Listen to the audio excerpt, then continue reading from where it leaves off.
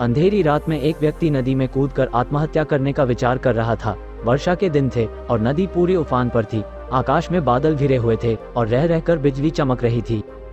वो काफी धनी व्यक्ति था, लेकिन अचानक हुए घाटे से उसकी सारी संपत्ति चली गई थी और वह दर दर की ठोकरें खाने के लिए मजबूर हो गया। उसके भाग्य का सूरज डूब गया था। चारों ओर निराशा ही निराशा थी। उस धनी व्यक्ति को अपना भविष्य नजर ही नहीं आ रहा था।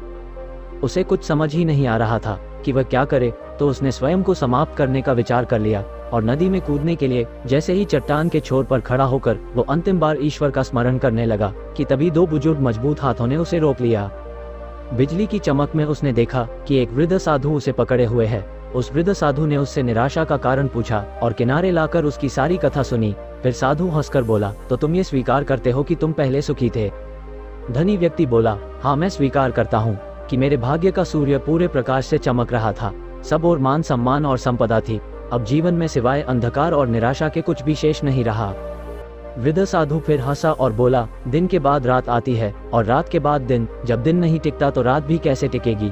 परिवर्तन प्रकृति का नियम है। ठीक से सुनो और समझ लो। जब तुम्हारे अच्छे दिन हमेशा के लिए नहीं रहे तो बुरे दिन भी नहीं रहेंगे। जो इस सत्य को जान लेता है वो सुख में सुखी नहीं होता और दुख में दुखी नहीं होता।